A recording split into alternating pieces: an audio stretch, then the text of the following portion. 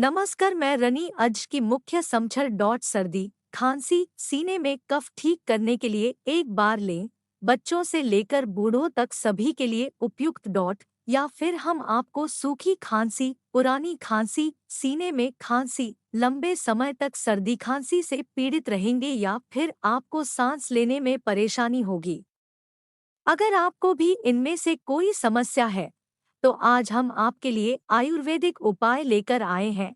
Dot इस विधि को बनाने के लिए आपको दो औषधियों का प्रयोग करना होगा। डॉट एक है धनिया और दूसरी है पिप्पली।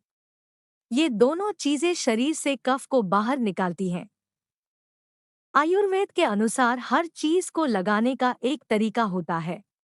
सबसे पहले आप काली मिर्च और पिप्पली को हेमदस्ता सहरिया में पीसकर पाउडर बना ले। डॉट हम कह रहे हैं कि इस्लाम के दौरान पिप्पली खाई जाती है।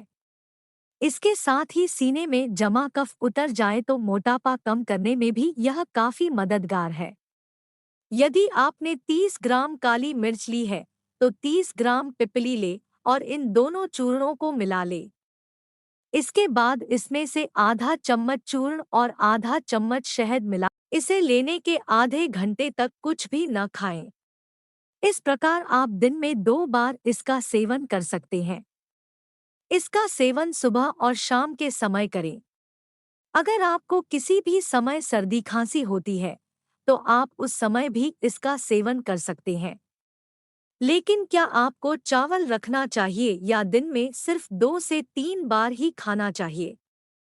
बहुत ज्यादा धूम्रपान न करें क्योंकि यह बहुत गर्म पदार्थ है, इसलिए गर्मी के दिनों में इसका अधिक मात्रा में सेवन नहीं करना चाहिए। लेकिन शरीर में पानी की कमी न होने दे, इसे ध्यान में रखो।